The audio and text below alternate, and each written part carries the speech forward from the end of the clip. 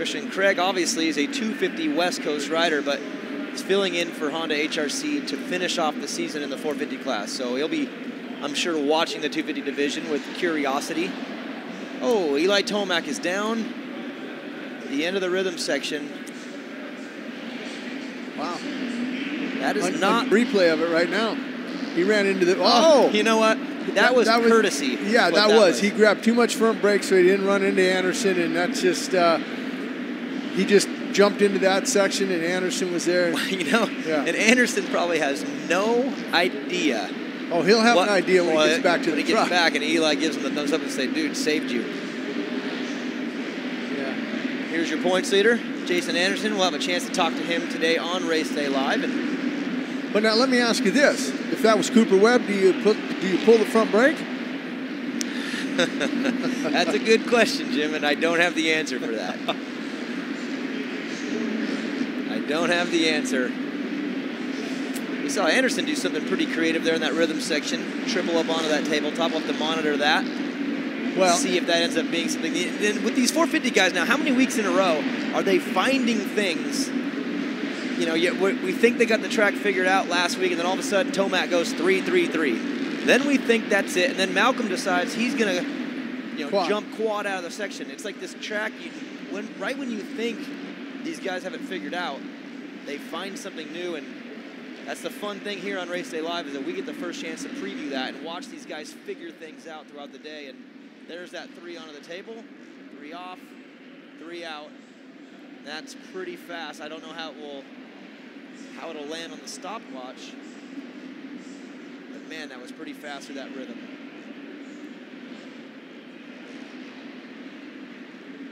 It's Christian Craig on the top of the board, Tyler Bowers and Jason Anderson, who we see right now sitting in 3rd.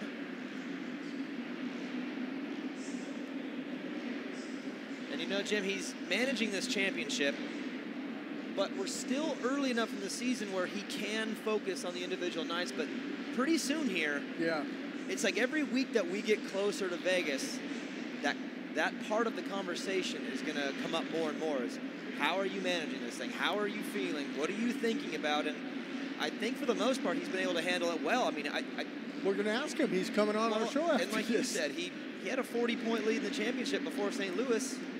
And how did he manage it? Well, he let Eli Tomac go away for the win, but he ended up pulling away 2 more points on Marvin Musquin. So to this point, he is playing this thing exactly the way he needs to, but each week it's going to get a little tougher. Well, and here's the thing. It was 63-point lead that he had on Eli Tomac last week going in. He's running second. He lost 3. I'll lose 3 points any day to a guy that I got 63 points on. The thing I don't want to do is I don't want to lose any more points. I've already lost 2 after Daytona to Marvin. I only got a 42-point lead. I'm ahead of him. I'm good right where I'm at. I gained 2 points. I got coming into round 12. Now I have 42 back on Marvin Musquin. Here's the interesting thing. Eli Tomac is only 18 points behind Marvin Musquin. Right. So if he gets into second here in the next couple rounds or something, then Jason's got to start, well, let me see. I still got time. I still got a little bit of points lead on him, but you still got to manage the clock, and I think he's managing well. I know Kenny Adams, James Hansen, Bobby Hewitt, all those guys over at the Rockstar Energy Husqvarna factory team, they are just telling him each and every weekend, they're pounding into his head. Don't worry about Tomac. He's not in there.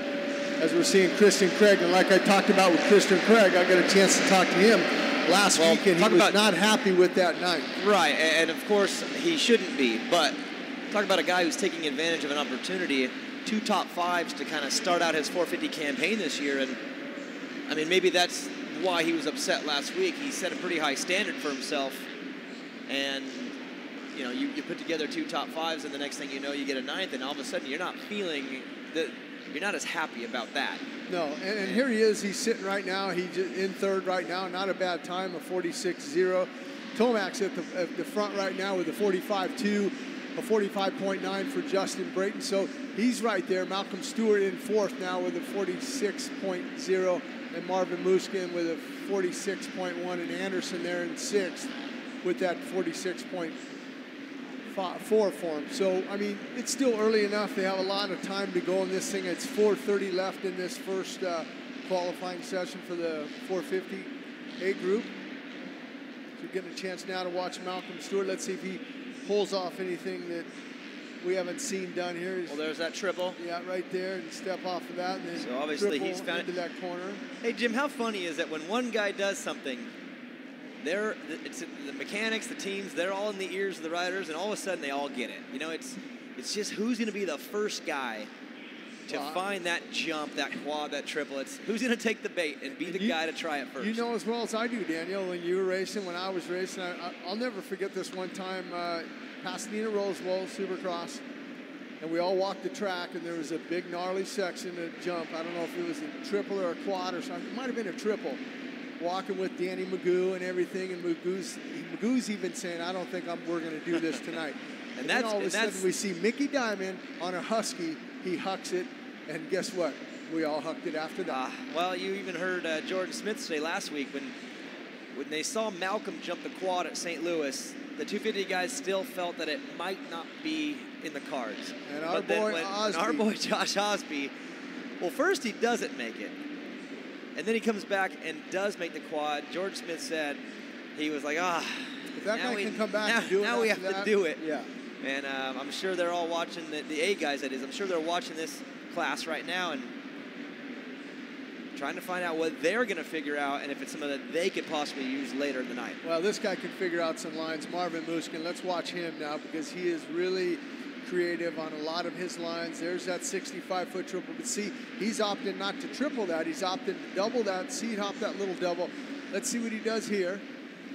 He's going to double that section, seed hop that triple, step off of that, do that, and triple in. Everyone's doing that, so he's got that down. But see how he squares down and he's on the far left-hand side going over there. He's trying to stay out of the ruts. Now look at that. He jumped all the way in there, doubled in, going to the inside there instead of the outside where that rut is.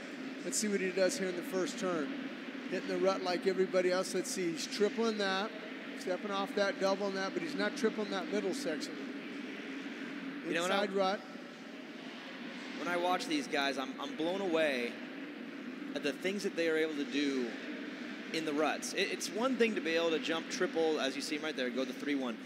When you see them do these rhythm sections, okay, we're talking about the best in the world, so I'm not surprised. But when the track gets ruddy and you are, as a rider, you're looking at the takeoff of a triple and all you see is ruts, and they are able to land and somehow stick it in the one rut and continue to triple through, it truly is art. It's unbelievable how much talent and skill that these guys have when the track is not really meant to allow that stuff. It's unbelievable. And as you see Marvin Muscan, they're continuing to attack the track, and it's amazing. Someone who's attacking it right now, he's sitting, I had breakfast with him actually this morning, Dean Wilson, sitting in second now with a 45.1. So what did he eat?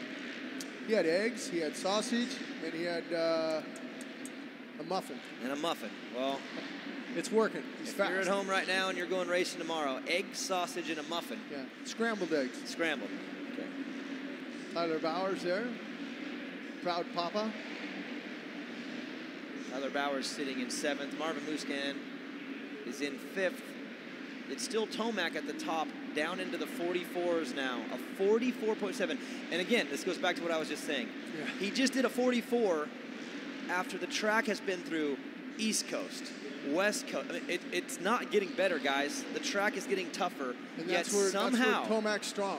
As the night wears on and the track gets tougher, that's where he gets tougher also. He bears down. Unbelievable. 44.7 is fast. This means you definitely don't want to see him get out front. It's a little mistake there, but let's see how he does it. And again, you saw him come through the pack in Daytona. I mean, he could get a bad start and still win this thing. Well, they're going to go, let's see, if they're in the 44s, and I don't expect the 44s to continue out through the main event for Eli Tomac, but let's just say we 44 to 46 is what these guys do. I mean, do the math on that. We're talking 27, maybe 28 laps. And the hardest part of that isn't physical because these guys know how to go 20 minutes plus 1. That's always the same. It's the mental, it's the repetitions, it's seeing the same track so many times over and over. What happens is you find yourself fatiguing mentally and then the body follows. You know, Eli Tomac could probably ride a dirt bike for an hour and not get tired, but if the mind gets, if you start getting a little distracted and you get mentally fatigued, then all of a sudden, physically, your body just begins to shut down. And at this point, though, Eli Tomac with a 44.7, just incredible. Dean Wilson, Christian Craig, Marvin Muscan, Justin Brayton, your top 5 as they